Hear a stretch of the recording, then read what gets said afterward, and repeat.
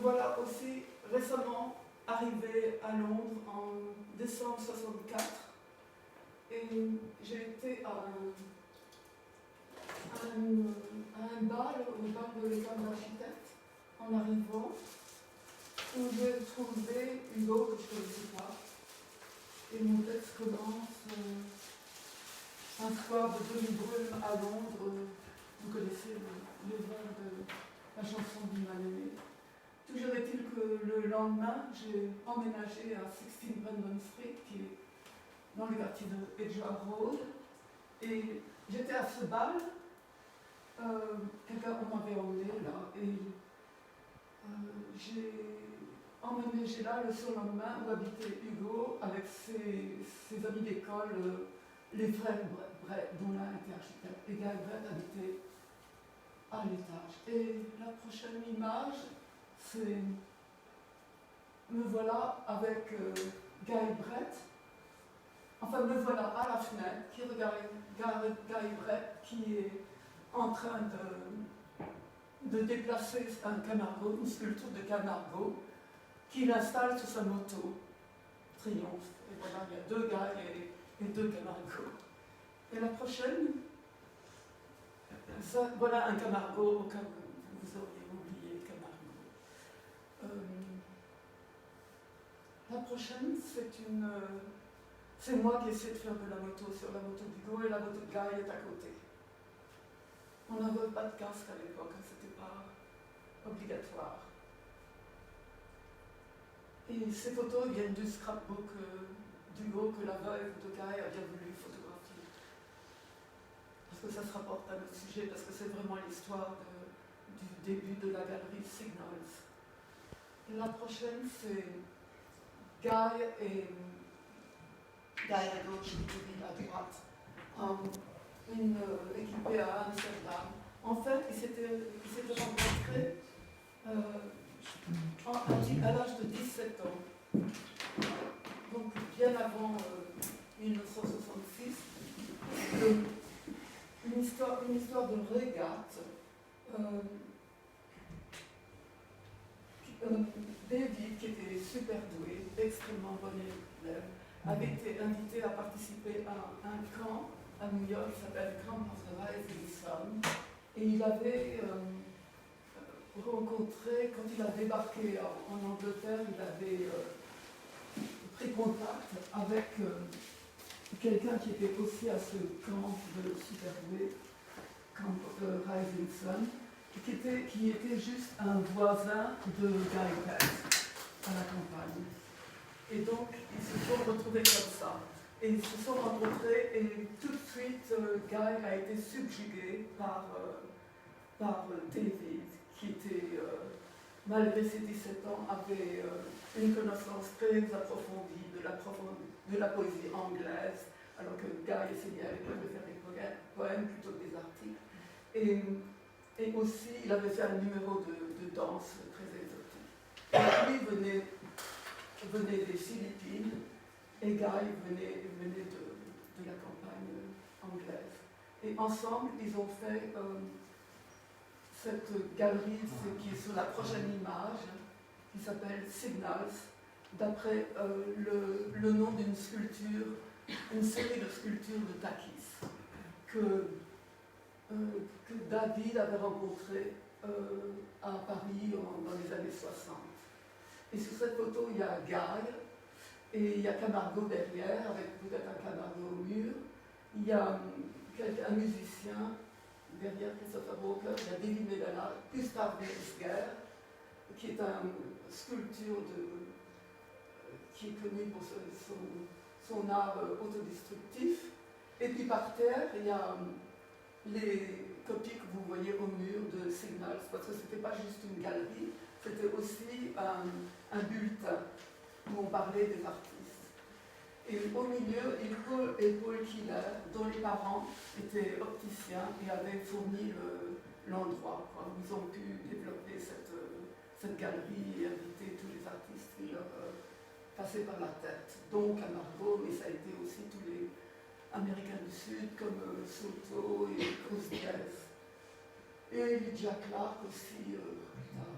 Et la prochaine, c'est encore une image de la fabrication de ce bulletin Signals, qui n'était pas n'importe quoi, hein, parce que c'était vraiment du beau papier et aussi il y avait de tout dedans. Il y avait aussi des articles, des articles de philosophie, toutes sortes de choses. C'était pas juste uniquement sur les peintures. À côté, il y a David Medalla, il y avait sa première sculpture. Non, pas tout à fait la première sculpture, parce que la première sculpture, on va la voir tout à l'heure. Mais ça, c'était ce qu'il appelle des cloud canyons, qui étaient comme des bubble machines, qu'il a commencé à faire et à vendre dans les musées dans les années 60.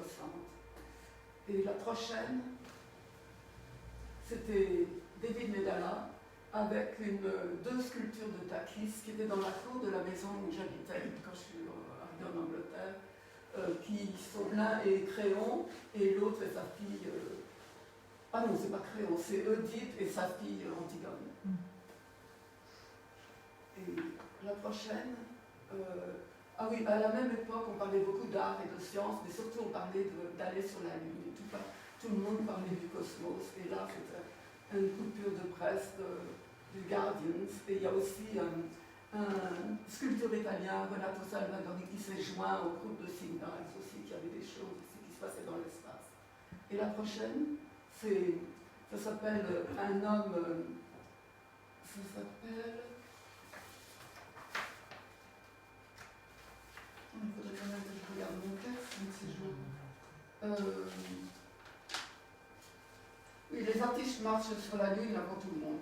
Ça c'est une sculpture qui s'appelle L'impossible, un homme dans l'espace, à la galerie Iris Clair en 1960. Sinclair Bell est ce poète dont vous verrez après le manifeste magnétique. Il a demandé un casque pour être suspendu magnétiquement par un aimant entre ciel et terre. Vous le voyez, là, il est dans l'espace. Bon, la prochaine, voilà ce qu'il lisait pendant qu'il était suspendu. C'est ce manifesto, mais je crois que c'est un peu difficile de le lire. Et la prochaine, c'est Guy Brett qui brandit un aimant vers Takis. Voilà. Takis à droite et Guy Brett. Et non, je veux dire Takis à gauche, Guy Brett est là. Enfin, la prochaine, c'est une invitation, ils ont fait des invitations comme ça, et au verso, on voit tout le processus auto. Alors, on le trouve à Pompidou. L'envers, c'est le programme de toute l'année. C'était très organisé. Et en fer, tout en bas, il y a tous les bienfaiteurs. Et la première bienfaitrice de cette nouvelle galerie qui était Signal, c'est l'inventeur du soutien-gorge, Clarence Crosby. Je ne sais pas si vous en avez entendu parler, mais il y en a une autre qui avait des soutiens-gorge, mais celle-là, elle pouvait permettre le dos nu. Il y en a beaucoup de succès à cette époque-là, je crois qu'elle a disparu bien un moment. Et après, il y a d'autres illustres personnes, et sur la troisième ligne, il y a le Viscount and Countess Escher, c'était les parents de Guy Brett. Donc Guy Brett avait un titre, il était honorable, mais jamais il a utilisé ce titre. Jamais on n'a pas entendu. On le savait, mais c'était bien tout. Et son père était aussi le recteur du Royal College of Art. On passe à la prochaine. Encore un photo à la galerie. Oui, je veux bien. Et ça, c'est un poème trouvé par David qu'il avait dédié à Takis. Et c'était à l'époque hippie où on trouvait toutes sortes d'objets qui avaient toutes des significations qu'on leur prêtait. La prochaine, c'est encore David avec toutes sortes d'explications sur le sens de cet objet qu'il avait trouvé. Cette feuille de papier. La prochaine, c'est encore un cloud canyon.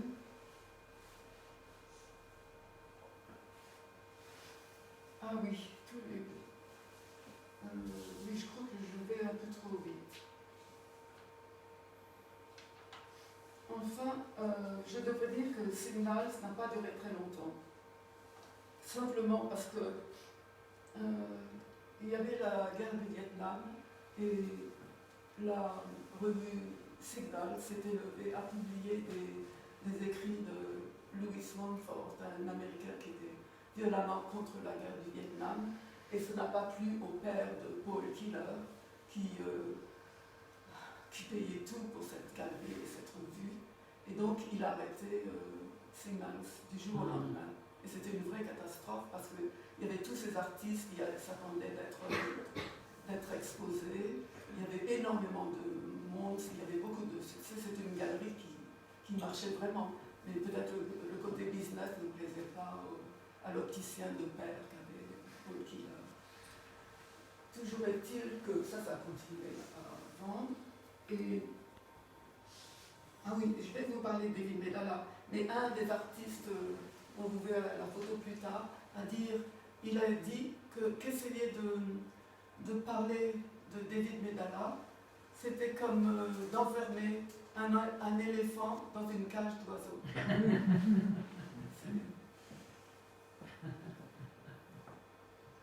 Rachid Araïm. On passe à...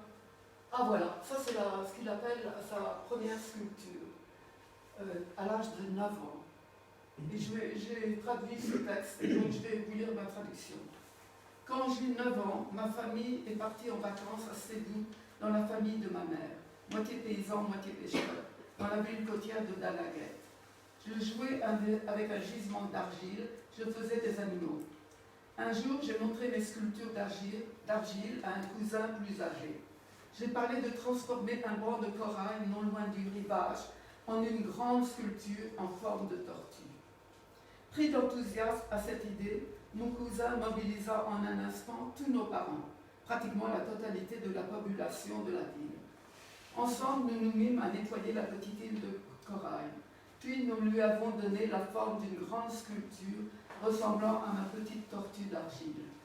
À marée haute, l'île de corail tout entière disparaissait sous les vagues. À la nuit, ça resplendissait à cause des polypes phosphorescents et des poissons. Cette île, sculpture de corail, a changé souvent de forme depuis. Elle est à présent recouverte de végétation, de palmiers.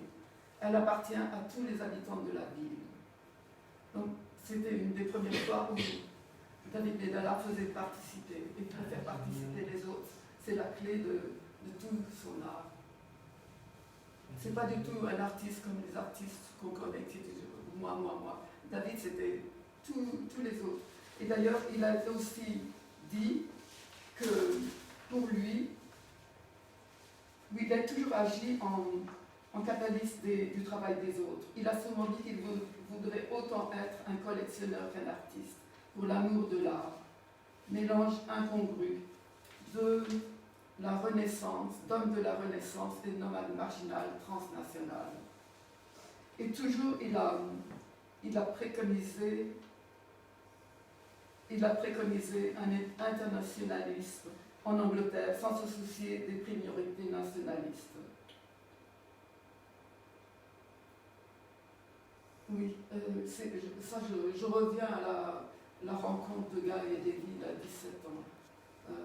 Guy a écrit que cette rencontre était incongrue et étrangement prophétique, et que sa vie durant, David Medalla a engendré ses propres connexions. Il rencontrait 12 personnes nouvelles par jour, aurait-il dit à Guy. C'est beaucoup, hein? Oui, c'est beaucoup, ouais. 12 personnes par jour. Oui. La prochaine. Voilà, donc David. Donc on a abandonné maintenant la Signals Gallery et on arrive à l'Exploding Galaxy. Donc Signal, en somme, se métamorphose en un collectif d'artistes, danseurs, acteurs et musiciens qui s'appelle The Exploding Galaxy, qui est une commune anarchiste hippie typique des années 60. Donc voilà, et pour cause, David Medalla au Legalize Pot Rally à Hyde Park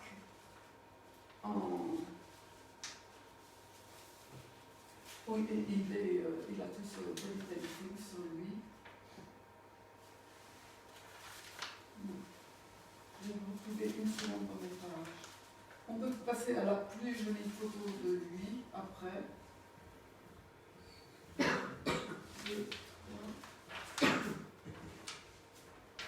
Voilà. Il était vraiment adorable, hein. Très jeune, non, vous ne trouvez pas? Mais c'était un tombeur de première, hein. Vraiment. Les dames. Comment? Les dames. Les hommes, oui.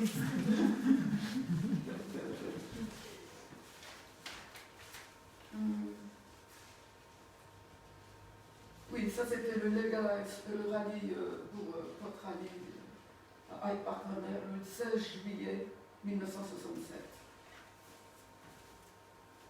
Et après ça, c'est le programme du Bird Ballet. Et peut-être que j'ai fait épingler les dernières pages. C'était David qui distribuait aux membres qui voulaient recevoir ces contes de l'Inde. Il avait une connaissance prodigieuse du mysticisme de l'Inde. Et il faisait part de tout ce qu'il connaissait. Il racontait beaucoup d'histoires. Il était vraiment un conteur. Et il a fait à la Roundhouse, il a fait toutes l'Exploding Galaxy se sont produits. Et la prochaine, c'est un billet, l'Exploding Galaxy. Je ne sais pas trop le sens de ce jeune homme. C'est un Indien, non? Comment? C'est un Indien, non? Un Indien, oui, mais. D'Amazonie? D'Amazonie, oui, peut-être, mais c'est pas. J'ai envie de lui demander.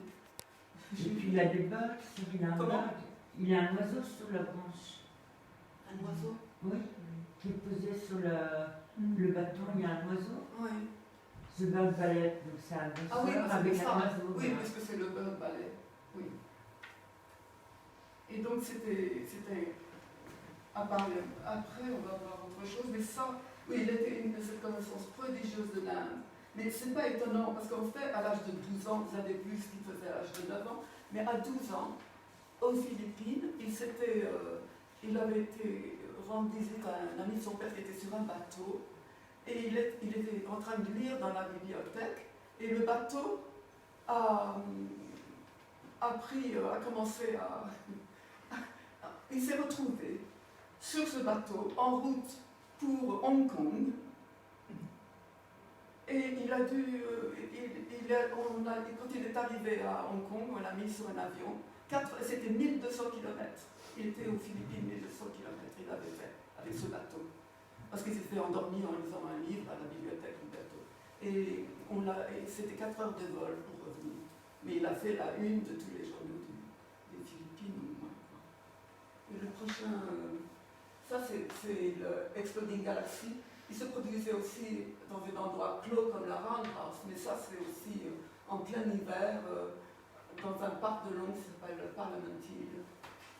Et on les voit tous à peu près. Il y a un gonflable aussi de Brown Stevens. Et là, ça c'est la King's Road avec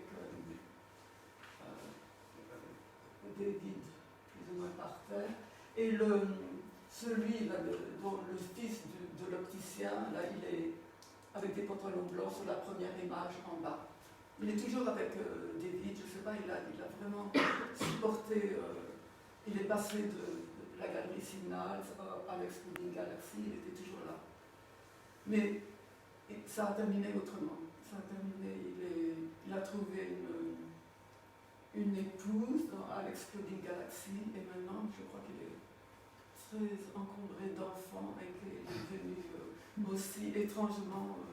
Il a embrassé une religion assez étonnante, étant donné tout le monde dans lequel il a vécu. Voilà. Mais il va très bien. Alors que tous les autres signals que je vous ai montrés, ils sont tous morts. Ils sont tous morts. Oui. Et la prochaine, si je me trompe. Ah oui, ça c'est amusant parce que c'est une lettre que David Medalla écrivait à Paul Killer, le Paul dont je viens de vous parler. Et il parle d'un dîner, il dit qu'il est monté à l'hôtel du Gros Caillou, et il parle d'un dîner chez Claude Givaudan, un dîner élégant. Et c'est assez amusant parce qu'il dit qu'il y avait du champagne, qu'il avait que lui aurait eu envie de passer un chapeau, mais qu'il ne pouvait pas pour payer son logement, mais il ne pouvait pas à cause de l'étiquette, dame étiquette. Ça ne se faisait pas quoi, de passer un chapeau. Enfin voilà, il était toujours rencontré énormément de... Enfin, il avait beaucoup d'ouverture. Il y ait connaissance très très facilement. Et il parle aussi d'un pote qui n'aimait pas tellement. Ensuite, la prochaine. Ah oui, Jessica, oui. Ah oui, ça c'est Guy Brett qui organise la première exposition à Londres de Elio Tessica et avec Mark Lanswood, parce que Elio était un des artistes qui aurait dû avoir une exposition avec Signals. Et donc Guy avait mis chez ses parents à la campagne toutes les sculptures d'Elio, enfin les sculptures, vous allez voir à l'une des images prochaines. Et pour moi, c'est d'autant plus amusant. Voilà Elio avec sa pelisse, un Brésilien de Rio arrive il est à Brick Lane avec ses pattes d'éléphant, là, parce qu'il devait avoir vraiment très froid. Et moi, pendant ce temps-là, j'étais très bien, j'étais à Rio, dans sa maison, je devais fabriquer, parce qu'il m'a dit, après que je devais aller en Amérique du Sud, il m'a dit, mais pourquoi c'est aussi bien que tu prennes ma chambre, puisque moi je suis à Londres. Et donc il a j'étais installé chez... Mais lui, c'est curieux, il n'a jamais rencontré David Medalla, parce que David Medalla était parti aux Indes. Et enfin, c'est sans doute une mécène qui a mis fin à la galaxie, parce que tous ceux qui ont obtenu de l'argent de cette mécène sont partis ailleurs. Comme moi, j'ai été en Amérique du Sud, mais tous les autres sont partis aux Indes. Et donc, il n'y avait plus de raison d'être ensemble. Et d'autant plus qu'ils avaient énormément de difficultés avec la population. Ce n'était pas uniquement les drogues et la police qui mettaient des drogues chez eux, c'était aussi tous les voisins, parce qu'ils habitaient près de chez moi à Islington, à Holsworth Road, et ils recevaient constamment des briques dans leurs fenêtres. Ah, oui. Ils n'étaient pas tolérés parce qu'ils n'étaient pas habillés comme comme tout le monde. oui, donc ça c'était pas du tout possible. Oui, c'est vraiment triste. Ils n'étaient pas du tout acceptés par la population. Oui, ça c'est le catalogue sur l'exposition de Elio.